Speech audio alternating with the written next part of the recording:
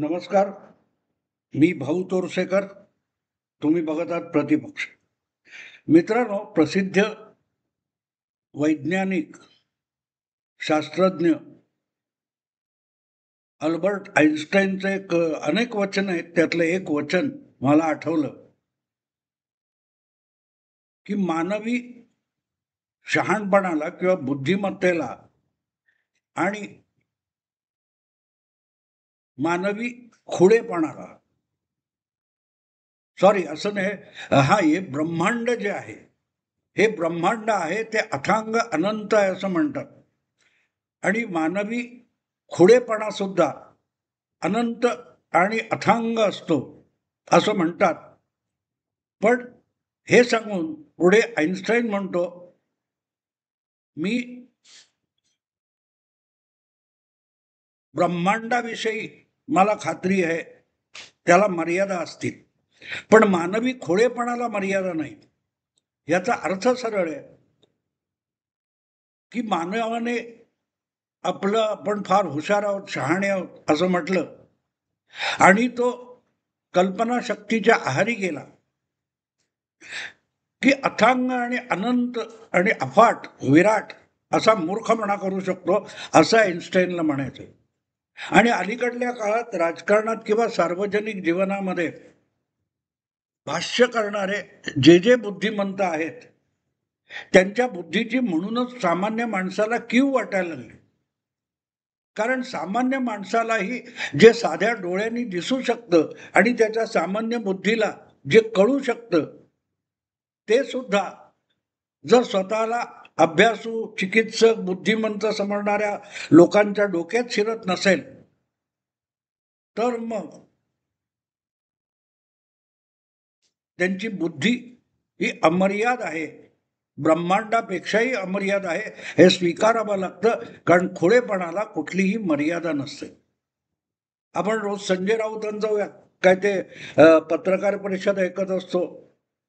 राजदीप सरदेसाई पासून निखिल वागडे आणि रवीश कुमार वगैरे सगळ्यांच्या बुद्धीची कीव करावी इतकी त्यांची बुद्धी लयाला गेलेली आहे, हे बघतो तेव्हा आइन्स्टाईनचे शब्द पटतात. ही माणसं एक गोष्ट विसरतात की आपण जेव्हा राजकारणाचं विश्लेषण करत असतो, तेव्हा राजकारणामध्ये गुंतलेली जी माणसं आहेत, वेगवेगळ्या पक्षात असतील, वेगवेगळ्या संघटनांमध्ये असतील, वेगवेगळ्या पदांवर काम करत असतील, सरकारमध्ये असतील, सरकारच्या बाहेर असतील, सरकारच्या विरोधात असतील, जी काही माणसं आहेत ती माणसं आहेत. आणि ती माणसं स्वतःचा असा विचार करत असतात. आपलं भलं बुरं त्यांनाही कळतं.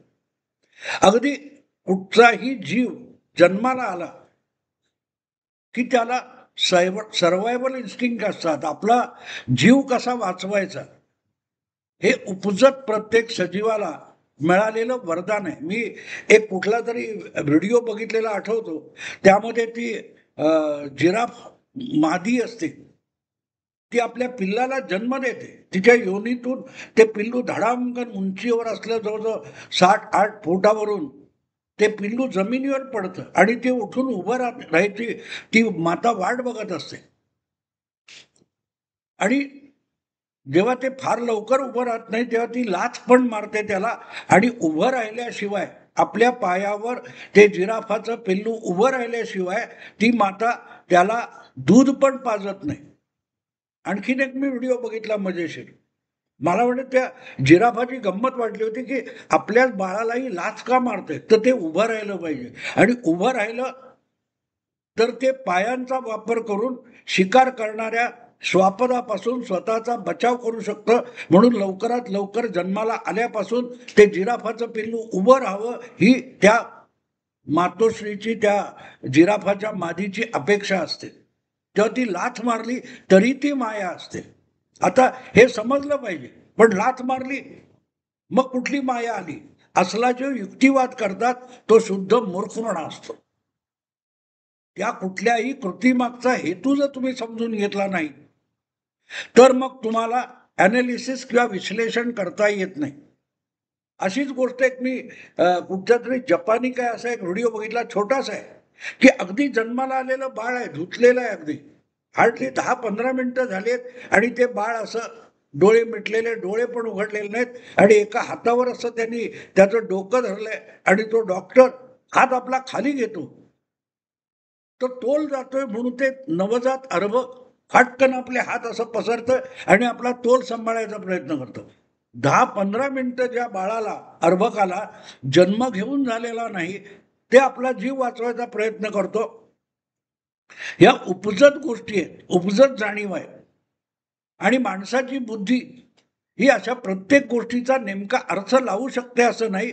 आणि जर एवढूस अर्भक आपला फायदा तोटा नुकसान ओळखत असेल आणि वागत असेल, तर जे राजकारणात सार्वजनिक जीवनात नेतृत्व वगैरे करत असतात ते सुद्धा आपापले मतलब, स्वार्थ, हेतू डोळ्यासमोर ठेवून एखादी कृती करत असतात, एखादं वक्तव्य करत असतात. ते वक्तव्य आपल्याला मूर्खपणासारखं वाटू शकतं, पण त्यांचा एकूण जो राजकीय खेळ असतो, गेम असतो, त्याच्यामध्ये खेळलेली ती एक चाल असू शकते.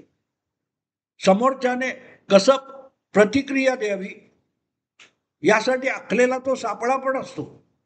आणि म्हणून विश्लेषण आणि अन्वेषण करायला बसलेले, अनालिसिस करायला बसलेले आपण, जे कोणी माझ्यासारखे असतील, इतर कोणी असतील, त्यांनी एक गोष्ट लक्षात ठेवायची की समोरचा माणूस हा नेता आहे, एक पक्ष चालवतो, एका पक्षात काम करतो, एका पदावर काम करतो. तर त्याच्या प्रत्येक कृतीला आणि त्याच्या प्रत्येक वक्तव्याला त्याच्या डोक्यात काहीतरी हेतू असतो. कदाचित परिणाम वाईट होतील, कदाचित त्याचा दुष्परिणाम पण होईल, पण तो त्याचा हेतू नसतो. त्याला आपला मतलब, आपला स्वार्थ दिसत असतो आणि म्हणून तो तसा चालतो. तो तुमच्या डोक्याने चालणार नाही किंवा तुमच्या सिद्धांतानुसार चालणार नाही. ज्या वेळेला त्या नेत्याला, त्या व्यक्तीला तुमचा सिद्धांत पटत असेल आणि तो लाभदायक वाटत असेल, तेव्हाच तो त्या तुमच्या सिद्धांत किंवा तुमच्या आग्रहाच्या दिशेने जातो. अन्यथा तुमच्याकडे पाठ फिरवून तो आपल्याला हवं ते करतो. आणि ही बाब लक्षात घेतली तर मग आपल्याला विश्लेषण चांगलं करता येतं, योग्य करता येतं, खरं ठरणारं विश्लेषण करता येतं. आपल्याला एखादा सिद्धांत आवडलाय म्हणून त्या सिद्धांतामध्ये प्रत्येक राजकीय घटना घुसडण्याचा प्रयत्न करायचा नाही. मग एक तर तो सिद्धांत काय त्या छोट्या कपड्यासारखा फाटतो, किंवा त्या सिद्धांताची सिद्धांतामुळे त्या पक्षाला, नेत्याला, त्याच्या राजकारणाला अपाय होऊ शकतो. आणि म्हणून मला असं वाटतं की ही सगळी राजकारणातली नेते मंडळी, पदाधिकारी वगैरे जे कोणी असतात, हे आपल्या राजकीय पटावरचे प्यादे मोहरे नाहीत, हे पहिलं लक्षात घेतलं पाहिजे. आणि म्हणून जर आपण त्यांना समजून घेण्याचा प्रयत्न केला आणि त्यांच्या कृती, त्यांची पार्श्वभूमी, त्यांचा इतिहास समजून घेण्याचा प्रयत्न केला, तर मग आपल्याला अधिक चांगलं विश्लेषण करता येतं. सध्या मी बघतोय तर एक नवीन चर्चा मला ऐकायला मिळाली की राज ठाकरे आणि उद्धव ठाकरे यांनी एकत्र आलं पाहिजे. हे दोघे एकत्र आले तर एक चांगली शक्ती निर्माण होईल. हा सिद्धांत झाला मित्र, हा सिद्धांत झाला. राजकारणामध्ये विविध पक्ष एकत्र येतात. तुम्हाला आठवतं सुप्रियाताई काय म्हणाल्या होत्या, अकेला देवेंद्र क्या करेगा. याचं कारण असं की त्यांचे 54, शरद पवारांचे 56 आणि काँग्रेसचे काय असतील 44 अशा आमदारांचं प्रचंड बहुमत घेऊन एक महाविकास आघाडी बनली होती. सगळेच्या सगळे पक्ष एका बाजूला आणि एकटा भाजप एका बाजूला 105 आमदार घेऊन देवेंद्र फडणवीस आपलं राजकारण करत होते. आणि त्यामुळे त्यांना खिजवायला सुप्रियाताई म्हणाल्या होता, अकेला देवेंद्र क्या करेगा. पण अकेला देवेंद्र म्हणताना देवेंद्रांनी आपल्या 105 आमदारातला एकही आमदार निराश होऊन, हताश होऊन फुटू दिला नव्हता.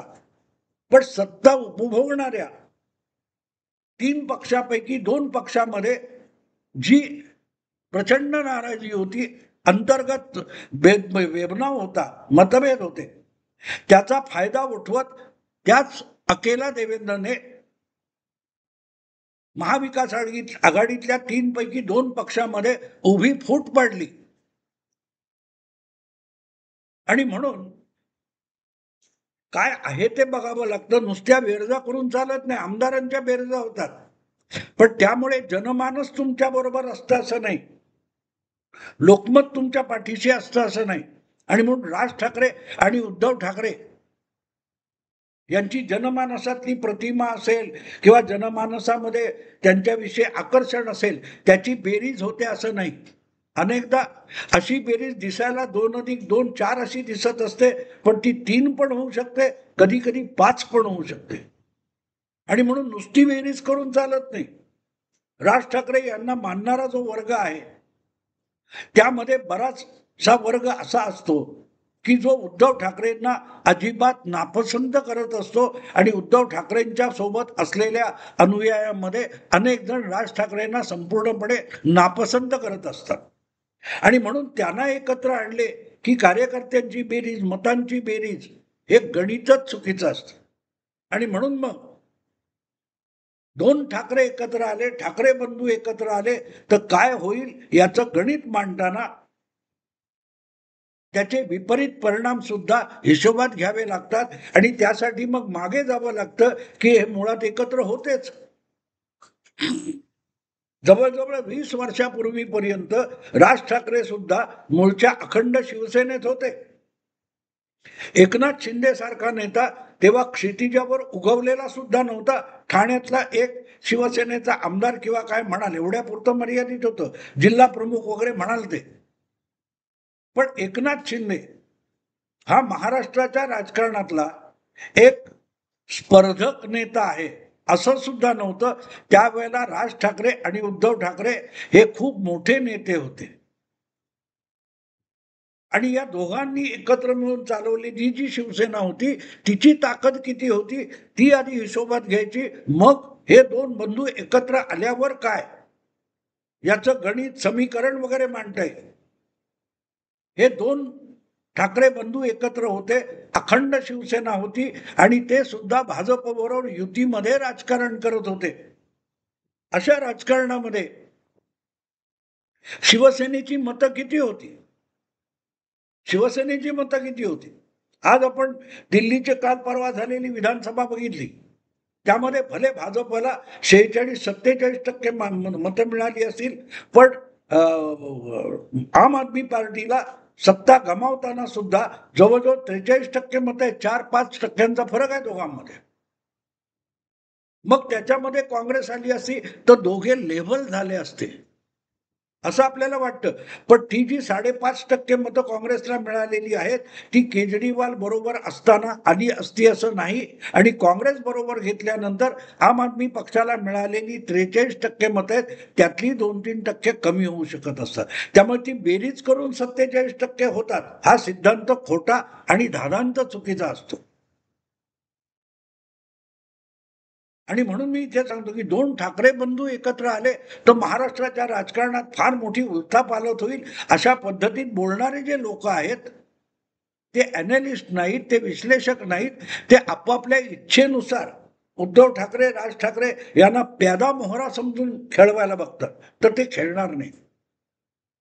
मी सुद्धा टीका करत असतो पवारांवर, सगळ्यांच्या चुका दाखवत असतो, पण माझी भूमिका टीका करण्याची वेगळी आहे. की तुमची भूमिका, तुमचं राजकारण, तुमचे स्वार्थ चालू राहू द्या, माझा कुठलाही सिद्धांत नाही. मी जे विचार, राजकीय विचार मांडतो तो बाजूला ठेवून मी तटस्थपणे याचं विश्लेषण करतो. तेव्हा तुम्ही तुमचे निर्णय तुमच्या पक्षाला इजा करणारे नसावेत हा माझा आग्रह असतो. काँग्रेस परत कशी उभी करावी, काँग्रेसला कशी संजीवनी मिळू शकेल, राष्ट्रवादी पक्ष कसा आपल्या पायावर उभा राहील याविषयी सुद्धा मी विश्लेषण करतो. मी जर त्यांचा विरोधक असेल तर त्यांचं नुकसान कसं होईल त्याविषयी मी आग्रह धरीन. पण मी तसं करत नाही. याचं कारण एका पक्षामध्ये, एका संघटनेमध्ये हजारो कार्यकर्ते काम करत असतात आणि ते एका भूमिकेने प्रेरित झालेले असतात. त्यांच्या भूमिकेचा पराभव ही त्यांच्या पदरी येणारी निराशा असते आणि कार्यकर्ता निराश होणं कुठल्याही पक्षाचा मला आवडत नाही. मी मोठ्या प्रमाणावर भाजपचा समर्थक आहे, याचा अर्थ मी उरलेल्या पक्षांचा विरोधक बिलकुल नाही. ज्या पद्धतीचे चुकीचे शिवसेनेला इजा करणारे निर्णय उद्धव ठाकरे घेत होते, त्यामुळे शिवसेनेचं नुकसान होईल हे मी टाहो फोडून सांगत होतो, आणि झालं नुकसान. त्या चुका उद्धव ठाकरेंनी केल्या नसत्या, त्यांनी परत भाजपसोबत जावं हा माझा अजिबात आग्रह नव्हता.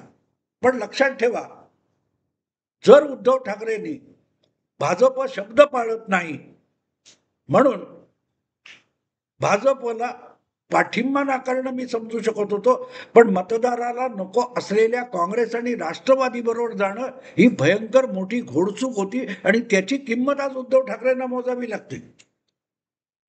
उद्धव ठाकरेंनी भाजप बरोबर युती केली, जागा मिळवल्या, पण त्यांना मतदाराने कौल दिला होता, तो मतदार म्हणजे भाजप नव्हता. आणि म्हणून आज मी जेव्हा दोन ठाकरे बंधू एकत्र येतील यावर बोलतोय, तेव्हा एक गोष्ट लक्षात घ्या की राज ठाकरे आणि उद्धव ठाकरे एकत्रित शिवसेनेत होते, आणि एकनाथ शिंदे सुद्धा शिवसेनेत होते. शिवसेना अखंड होती. तेव्हा सुद्धा शिवसेनेची ताकद निवडणुकांमध्ये 20-22% पलीकडे कधी गेली नाही, आणि 20-22% बळावर महाराष्ट्रामध्ये सत्ता बनवता येत नाही, बहुमत मिळवता येत नाही, ही वस्तुस्थिती आहे. भाजप गेली 3 निवडणुका चांगल्या मताने जिंकून येतोय, तरी भाजपची मजल आज सुद्धा महाराष्ट्रामध्ये 30% पुढे गेलेली नाही. त्यामुळे 30% 15-20% कोणाची तरी भर घालून घ्यावी लागते. कधी एकनाथ शिंदे असतील, कधी अजितदादा असतील, तेव्हा 50% पोहोचण्याचे आटापिटा भाजपला करता येतो. उद्धव ठाकरे आणि राज ठाकरे हे दोघे एकत्र आले तर दोघे मिळून 20% जो पल्ला आहे तो तरी पार करू शकणार नाहीत का बघा. गेल्या विधानसभा निवडणुकीत अर्थात मनसे आज मरगळलेली आहे, 1.5% मतं आहेत, त्याच्यामध्ये उद्धव ठाकरे यांची 9-9.5% मतं घेतली, 11-12% जातात. 11-12%. आणि म्हणून दोन ठाकरेंनी एकत्र यावं, दोन ठाकरेंनी एकत्र यावं म्हणून जे कोणी बोलतायत, एक काय तो राज ठाकरेंनी देवेंद्र फडणवीसांचं कौतुक करणं किंवा भाजपच्या जवळ जाणं यापेक्षा त्यांनी उद्धव ठाकरेंबरोबर यावं असं म्हणणं, हे सगळं ठीक आहे.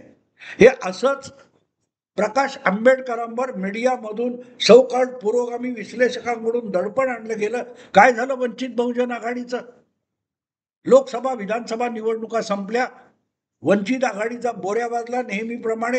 आता पुढच्या मोठ्या निवडणुका येईपर्यंत माध्यमामध्ये कुठेही प्रकाश आंबेडकर आणि वंचित बहुजन आघाडी यांचा संदर्भ सुद्धा येणार नाही, संदर्भ सुद्धा येणार नाही. पण जे काय माध्यमांनी झुलवलं होतं प्रकाश आंबेडकरांना, त्याचा परिणाम त्यांना भोगावा लागला. ते गेले पवारांना भेटायला, ते गेले उद्धव ठाकरेंबरोबर युती करायला, मग गेले आघाडीत जायला. काय झालं पुढे? प्रत्येक पक्षाच्या आपल्या भूमिका असतात, आणि त्यामुळे हे जे राजकीय आखाड्याच्या बाहेर बसून क्रिकेटची मॅच जशी स्टेडियममध्ये बसून किंवा आपल्या घरी टीव्हीच्या स्क्रीनवर बघावी आणि प्रत्यक्ष खेळणाऱ्यांना शहाणपण शिकवावं, त्यापेक्षा अशा पद्धतीचं राजकीय विश्लेषण वेगळं नसतं. तो आईन्स्टाईनच्या भाषेतला अमर्याद असा खोडेपणा असतो. आपल्या बुद्धीचं फार मोठं कौतुक असलेले अतिशहाणे लोक असं सुचवत असतात, आणि त्यांच्या नादाला लागलेले लोक तोंडघशी पडत असतात. राहुल गांधी, उद्धव ठाकरे हे त्याचं मोठं उदाहरण आहे, मोठं उदाहरण आहे. स्वतःला पुरोगामी समजणाऱ्या विश्लेषक पत्रकारांनी उद्धव ठाकरे यांची तडी गेली 5 वर्ष उचलून घेतलेली आहे, पण त्यांच्याच हरभऱ्याच्या झाडावर चढवण्यातून उद्धव ठाकरे आणि शिवसेना यांचा कपाळ मोक्ष झालाय हे पण विसरता कामा नये.